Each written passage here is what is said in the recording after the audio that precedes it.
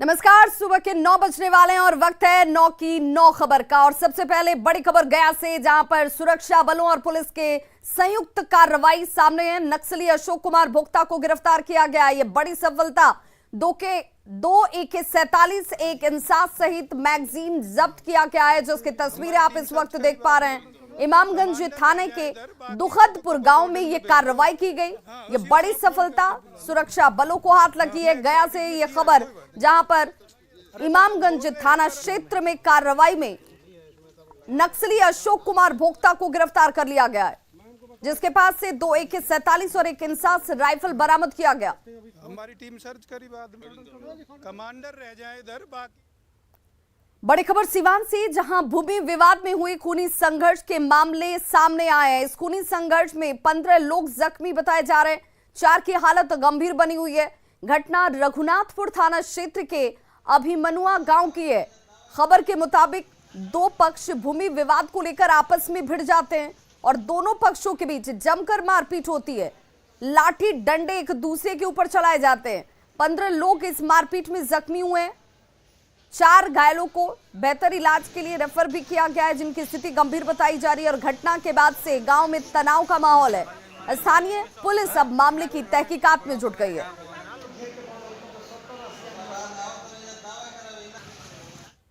बिहार में भ्रष्ट अधिकारियों के खिलाफ विजिलेंस ब्यूरो की कार्रवाई लगातार जारी है। आय से अधिक संपत्ति के मामले में निगरानी ने शनिवार को, यानी कि कल, ड्रग इंस्पेक्टर जितेंद्र कुमार के पटना और गया में 5 ठिकानों पर छापेमारी की। निगरानी की टीम ने पटना के सुल्तानगंज के मलेरिया ऑफिस स्थित जितेंद्र कुमार के कार्यालय की सघन तलाशी ली। साथ ही उनके सुल्तानगंज के खान मिर्जा आवास पर भी रेड डाला गया।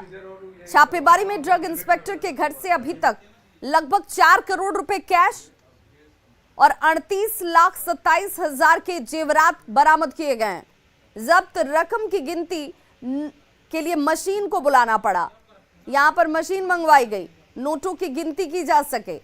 निगरानी की टीम ने जितेंद्र कुमार के घर से जमीन के कई कागजात, कई बैंकों के पासबुक और अन्य कागजातों को भी बरामद किया है। निगरानी की टीम को ड्रग इंस्पेक्टर के आवास से 4 4 व्हीलर भी मिले हैं, जिसकी जांच इस वक्त की जा रही है।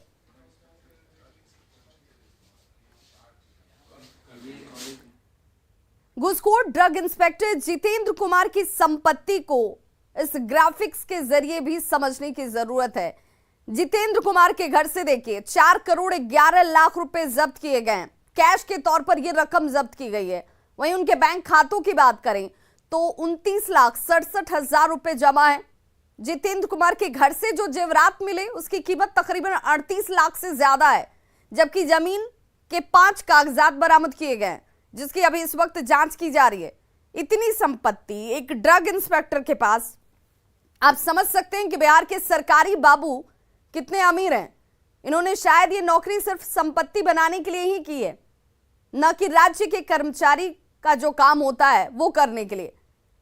बिहार गरीब राज्य है, लेकिन क्यों गरीब है ये आप ऐसे अधिकारियों की संपत्ति को देखकर अंदाजा लगा सकते हैं। जिस अधिकारी के घर में 4 करोड़ 11 लाख रुपए कैश पड़े हों, आप खुद अंदाजा लगाइए कि अधिकारी बिहार की तरक्की के लिए आखिर सोचेगा कैसे।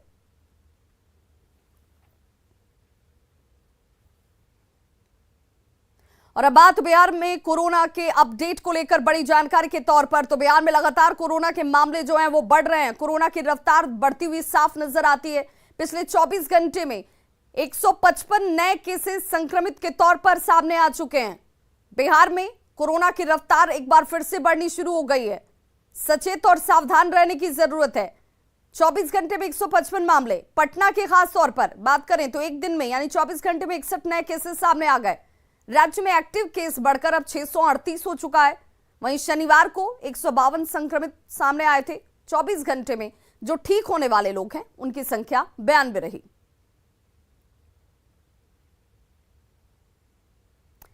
सिर्फ पटना में 61 नए मामले सामने आए और पटना में कोरोना की बढ़ती रफ्तार को लेकर स्वास्थ्य विभाग अब अलर्ट मोड में है। मौके से ज्यादा जानकारी दे रहे हैं हमारी सहयोगी ऋतु रोहिणी।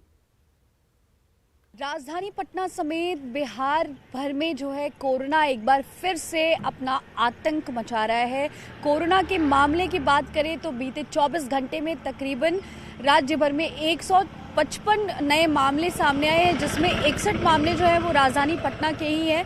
और ऐसे में ये जो 3 गुना बढ़ोतरी हुई है पिछले अगर कुछ दिनों की हम बात करें तो कोरोना के मामले में, तो एक बार फिर से कोरोना जो है उसकी आतंक की आहट जो है वो सुगबुगाहट जो है वो शुरुआत हो गई है उसकी। और ऐसे में ये ज़रूरी हो जाता है कि हम अब कोरोना का सारे जो गाइडलाइंस हैं उसका पालन करें और मास्क लगाकर निकलें, 2 गज की दूरी को बनाकर रखें, क्योंकि एक बार फिर से कोविड लहर जो है वो संभावित है। और ऐसे में लगातार 3 गुने रफ्तार से इन मामलों का बढ़ना कहीं ना कहीं एक बड़ा संकेत है।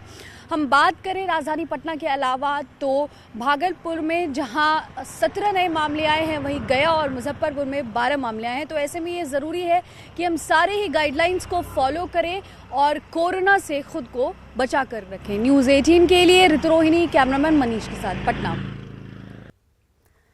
कटिहार में उप मुख्यमंत्री तारकिशोर प्रसाद और स्वास्थ्य मंत्री मंगल पांडे ने संयुक्त रूप से आरटीपीसीआर लैब का उद्घाटन किया। और इस अवसर पर स्वास्थ्य मंत्री मंगल पांडे ने कहा कि ये बिहार का 37वां लैब है, यहां सरकारी स्तर पर हर सुविधा उपलब्ध है।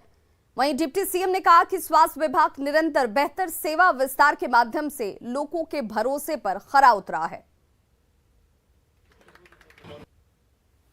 हम सब लोगों ने बिहार के सरकारी 37वें आरटीपीसीआर लैब का उद्घाटन किया है और अब बिहार के 35 जिलों में सरकारी आरटीपीसीआर लैब अधिष्ठापित हो चुका है। इस लैब की स्थापना होने से जो कोरोना के केसेज हैं उसके सैंपल्स यहाँ आने के 6 से 7 घंटे के अंदर लोगों को रिपोर्ट मिल जाएगा, उसका सिटी वैल्यू पता लग जाएगा। कटिहार के लिए स्वास्थ्य सेवा के क्षेत्र में एक बड़ा अवसर है। आरटीपीसीआर लैब का शुभारंभ मैंने और माननीय स्वास्थ्य मंत्री श्री मंगल पांडे जी और सभी सहयोगियों ने मिलकर किया है। और इससे जो कोरोना महामारी के कारण जो संक्रमण होता है उससे का अपडेट और जानकारी मिल जाएगी कि वो कितना पॉजिटिव है उनका। इस बार पटना को डूबने से बचाने और बाढ़ के हालात से बचाने के लिए प्रशासन की ओर से मुकम्मल तैयारी का दावा किया गया है। साल 2019 में बाढ़ ने पटना के लोगों को काफी परेशान किया था, लिहाजा इस बार वैसी स्थिति ना हो इसके लिए दीघा में गंगा घाट पर पंपिंग मशीन अलर्ट मोड पर है। गंगा का जलस्तर बढ़ने के साथ ही शहर में पानी प्रवेश करने से पहले ही उसकी धारा को मोड़ने के लिए व्यवस्था की गई है। देखिए विनीता मिश्रा की ये खास रिपोर्ट। 2019 में जिस तरीके से बाढ़ ने भयंकर तबाही मचाई थी, जल जमाव से राजधानी पटना के लोग परेशान थे, वैसी स्थिति ना हो इसके लिए अभी से ही युद्ध स्तर पर काम जारी है। सारी तैयारियां पूरी कर ली गई है। दीघा से होते हुए दानापुर इलाके में बाढ़ का पानी गया था, लोग परेशान थे। उसके मद्देनजर यहाँ पंपिंग मशीन अभी से ही लगा दिए गए हैं। और जहाँ इस वक्त हम मौजूद हैं, यहाँ इस गेट को बंद कर दिया जाता है, क्योंकि इसी रास्ते होते हुए ये जो नाला आप देख रहे हैं, इस रास्ते होते हुए बाढ़ का पानी दानापुर इलाके में पहुंचता है, लोगों को परेशानी होती है। और इस बार वैसी स्थिति ना हो, यानी 2019 की तरह जल जमाव और बाढ़ से पटना के लोग ना जूझे, उसके लिए यहाँ आप साफ तौर पर देख सकते हैं कितनी पंपिंग मशीन यहाँ लगाई गई है। अगर पानी बढ़ता है तो तुरंत पानी को यहाँ से निकाल कर गंगा की धारा में उधर उस पानी को मोड़ दिया जाएगा, इस गेट को बंद कर दिया जाएगा और पानी वापस गंगा की धारा में मिल जाएगी। और ये जो इलाका है जो दीघा होते हुए दानापुर, गोला रोड और आरपीएस मोड़ जाता है, उधर गंगा का पानी ना बढ़े उसके लिए ये तमाम तैयारियां की गई है।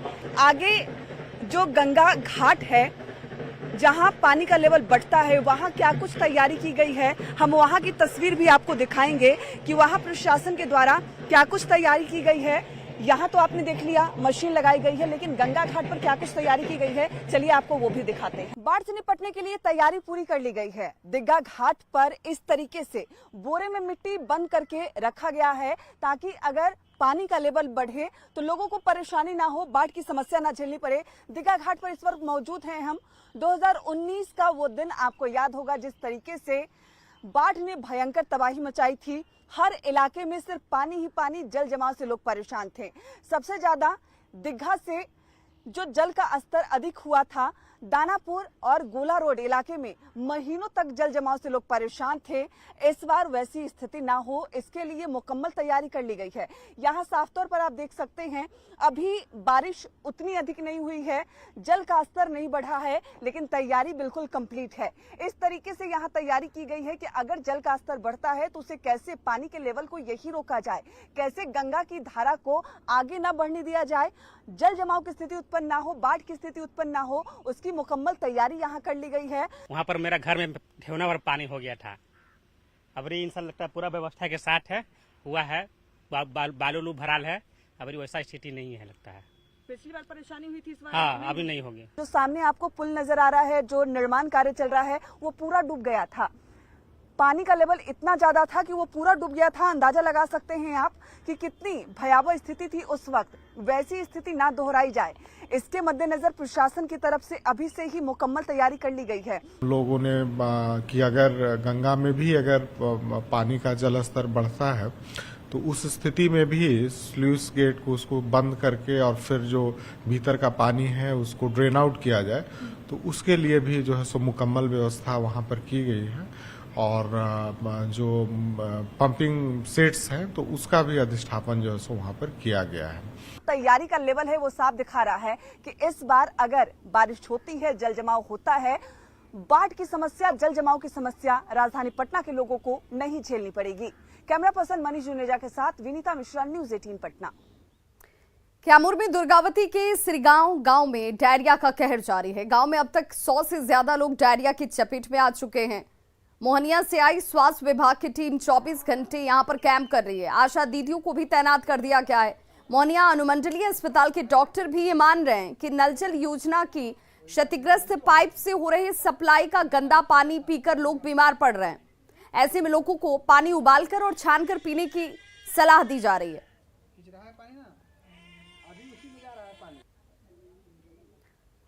बारिश को देखते हुए राजधानी के सभी संप हाउस में 24 घंटे कर्मचारियों की तैनाती कर दी गई और लगातार मशीनें चालू रखने के निर्देश दे दिए गए। पटना के एनएमसीएच में इस बार जल जमाव ना हो, इसे लेकर 3 मशीनें लगाई गई हैं, जिसमें 2 इलेक्ट्रिक मशीनें हैं तो सपोर्ट के लिए एक डीजल मशीन भी लगाई गई है। वहीं मशीन पानी निकालकर बाहर फेंक रहा है या नहीं, इसे लेकर संप हाउस में सीसीटीवी के जरिए निगरानी के भी इंतजाम किए गए हैं। एनएमसीएच संप हाउस का जायजा लिया हमारे संवाददाता रजनीश कुमार ने। मॉनसून की बारिश को लेकर राजधानी पटना के सभी संप हाउस को अलर्ट पर रखा गया है। साथ ही सभी कर्मियों की 24 घंटे ड्यूटी लगाई गई है और कड़ी निगरानी की जा रही है। तो राजधानी के एनएमसीएच अस्पताल में हम पहुंचे हैं। वहां जो संप हाउस है, जो ड्रेनेज सिस्टम है, उसको आपको हम दिखाते हैं किस तरह से इस बार अलर्ट पर कर्मी भी हैं और इस बार जो नई मशीनें लगाई गई है कितना कारगर है। क्योंकि एनएमसीएच में पिछले 3 साल पहले सभी ने देखा है कि वार्ड तक में पानी चला गया था और मरीजों को परेशानी हुई थी, इलाज ठप हो गया था और यहाँ पर पिछले कई साल से देखा जा रहा है कि जल जमाव की हालत थी। लेकिन इस बार बताया जा रहा है कि संप हाउस जो है इस बार दुरुस्त कर लिया गया है। ड्रेनेज सिस्टम में कहीं कोई गड़बड़ी नहीं है। आपको हम दिखा पा रहे हैं कि जो भी कर्मी यहाँ मौजूद हैं, देख सकते हैं इनकी बारी बारी से यहाँ पर 24 घंटे में ड्यूटी लगाई गई है। और ये मीटर आपको दिखा दें कि वाटर फ्लो जो है उसको देखने के लिए यहाँ पर मीटर है, यानी 20 जो है मैक्सिमम है। उसके नीचे आप देख सकते हैं कि 0 से लेकर 20 तक जो है यहाँ पर मीटर लगाए गए हैं कि पानी यहाँ कहाँ तक पहुँच रहा है, इसको मापा जा सके। साथ ही सीसीटीवी कैमरे से भी निगरानी रखी जा रही है और जो कर्मी हैं वो यहाँ पर 24 घंटे मशीन चालू रहे इसको लेकर अलर्ट रहते हैं। तो हम कुछ स्टाफ हैं यहाँ पर, उनसे बात करते हैं। क्या लग रहा है कि इस बार मानसून की बारिश में सुरक्षित रहेगा ना? हाँ, इस बार एनएमसीएच पूरी सुरक्षित रहेगी। हम लोगों की तरफ से ये है कोशिश कि इस बार एनएमसीएच को जल से डूबने से बचाया जाए और हमारे कंपनी की तरफ से हर चीज़ की प्रोवाइड सुविधा दी गई है और इस बार दिक्कतें नहीं होंगी। पहाड़ में 2 वो चलेगी लाइन कटने के बाद। और कैमरा से आप लोग देखते रहते हैं? कैमरा से देखते रहते हैं। अभी सही से पानी दे रहा है ना बाहर? अभी सही से पानी दे रहा है। बिल्कुल। देखिए अंदर में 2 मशीनें हैं, आपको हम दिखा दें। 120 HP पावर है इसमें और दूसरी मशीन जो है 50 HP है। दोनों जो है इलेक्ट्रिक मशीनें हैं और इसके साथ साथ बैकअप के लिए दिया गया है डीजल मशीन भी। यहाँ पर आपको हम दिखा दें, देखिए यहाँ पर बाहर में डीजल मशीन जो है बैकअप के लिए लगाया गया है ताकि बिजली अगर नहीं रहे जो बिजली कटने के बाद देख सकते हैं ये डीजल मशीन जो है बैकअप के लिए काम करे। ये तमाम जो मशीनें हैं उससे जो पानी है जो बाहर फेंका जाता है अलग अलग इलाकों में देख सकते हैं वो प्रवाह हो रहा है कि नहीं, ये सीसीटीवी कैमरे से आपको हम दिखा पा रहे हैं कि देखिए अलग अलग इलाके में पानी जो है वो बहाए जाते हैं यहाँ से मशीन के जरिए। 3-3 मशीनें हैं। इस बार उम्मीद यही है कि बारिश की वजह से जल जमाव की स्थिति नहीं होगी और एनएमसीएच में इलाज प्रभावित नहीं होगा। कैमरामैन दीपक के साथ रजनीश कुमार, न्यूज़ 18 पटना। विधानसभा अध्यक्ष विजय कुमार सिन्हा ने सभी विभागों के नोडल पदाधिकारियों के साथ मैराथन बैठक की, जिसमें स्पीकर ने मानसून सत्र और पिछले सत्र के दौरान सदन में विधायकों के पूछे गए प्रश्नों के लंबित उत्तर और वर्तमान सत्र में विभागों द्वारा प्राप्त कराए जा रहे प्रश्नों के बारे में जानकारी ली। अब तक जिन प्रश्नों के उत्तर प्राप्त नहीं हुए हैं उसको लेकर संबंधित विभाग के नोडल पदाधिकारियों को फटकार भी लगाई गई और 10 जुलाई तक सभी प्रश्नों का उत्तर देने के निर्देश दिए गए।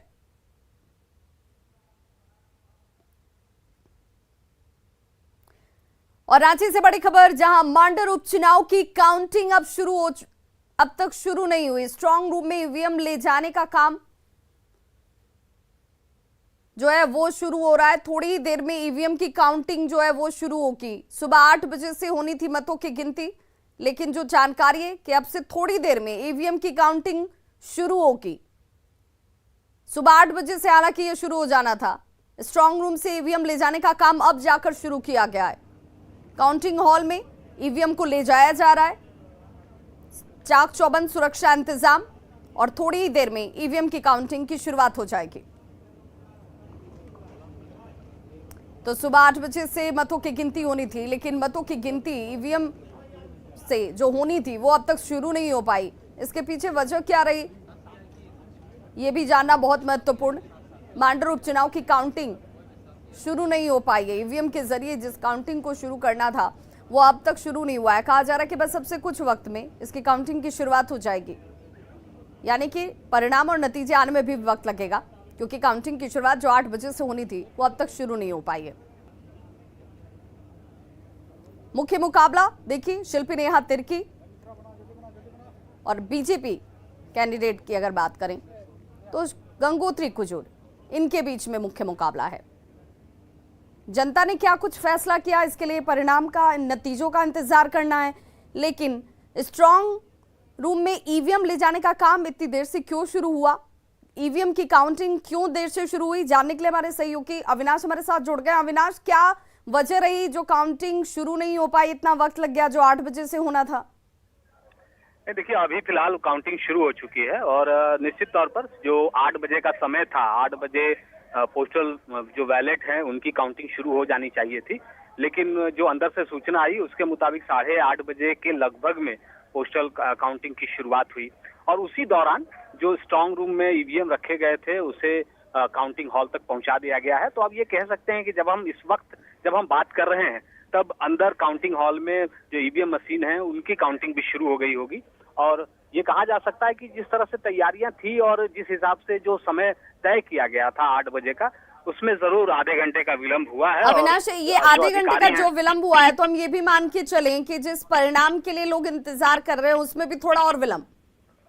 निश्चित तौर पर जो परिणाम आएंगे उसमें भी थोड़ा विलंब जरूर होगा और अभी तो रुझान की शुरुआत होनी है। अब से कुछ मिनटों के बाद रुझान आने शुरू हो जाएंगे और उसके बाद ये देखना होगा कि जो आधे घंटे का जो विलंब हुआ है, क्या उसे जो अधिकारी हैं, जो काउंटिंग में लगे हुए जो कर्मचारी हैं, वो उसे पाट पाते हैं या नहीं।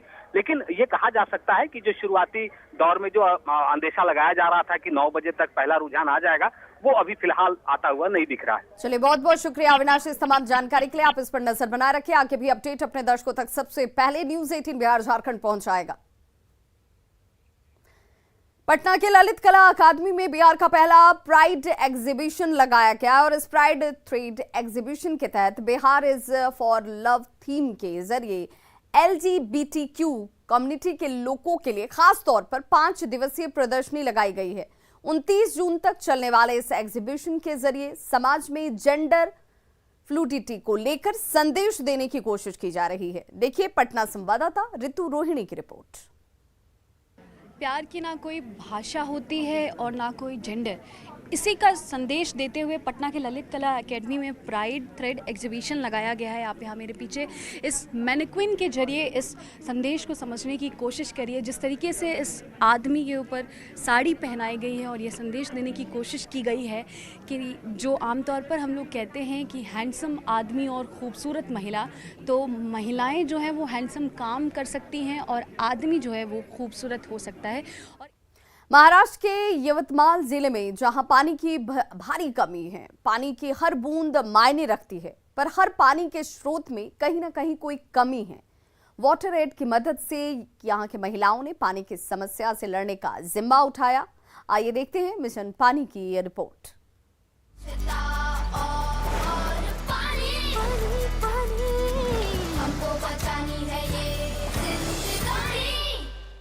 आता आमच्या गावामध्ये कसं होतं की सगळ्या लोकांना खेळत असल्यामुळे त्यांना काही ह्या समस्या कशा आहे काय आहे ह्या सगळ्या त्यांना कळत नव्हत्या, परंतु निवसड ही संस्था आमच्या गावात जेव्हा आली तेव्हा त्यांनी आम्हाला खूप चांगलं मार्गदर्शन केलं। तर त्या माध्यमातून लोकांना प्रेरित केलं की लोकांना याच्यामध्ये आपण गावासाठी काय केलं पाहिजे, काय बदल घडून आलं पाहिजे, म्हणून त्या लोकांना आम्ही त्या माध्यमातून त्यांना प्रेरित केलं की आपण हे जे काम केलं सगळ्या महिलांना आणि पुरुषांना हे सगळं आम्ही त्यांना समजून सांगितलेलं की आपण हे जर काम चांगलं केलं तर आपल्या गावाचा विकास होऊ शकते आणि आपल्या गावाचे जे सगळ्या पाण्याची टंचाई आहे किंवा कोणत्याही प्रकारची टंचाई आपल्या गावात झाली तर ते आपण दुरुस्त करू शकतो सगळं मिळून। आम्ही त्या प्रेरित म्हणजे आम्हाला तिथे पाणी कसं बचाव करावं, कसं वाही करावं ते पूर्ण तिथे बांध बंदस्ती नाले पुनर्भरण खड्डे सोस खड्डे याच्यापासून पूर्ण माहिती दिली आम्हाला तिथे। आणि शेतामध्ये पाणी राखण्यासाठी शेतामध्ये वलावा राहण्यासाठी पूर्ण बांध बंदिशे गोट्याचे बांध त्यांनी आम्ही कुठे शेतात गुरांना पाणी अडवासाठी आम्ही तिथे बांध टाकले आहे। रेतीचे असे गाळीव रेतीचे पोते करून भरून आम्ही तिथे बांध टाकला आहे बायांसाठी, ते जनावराला पाणी बचत करायसाठी। कुठे नाले दस्ती सर्व तिथे केले आहे पाण्यासाठी आम्ही बचाव करायसाठी। पाण्याची गुणवत्ता म्हणजे पाणी जल आहे तर का हम आहे, जल नाही तर कुछ नाही। मग पाण्यावरच आहे सगळं जीवन आपलं जीवन, जनावरचं जीवन शेतीवरच, पुन्हा माल पाणी पाण्याशिवाय आवश्यकता, पाण्याची भरपूर आवश्यकता आहे ना, पाण्यावरच सर्व काही आहे ना। पाणी नसलं तर आपण तर जगू शकत नाही।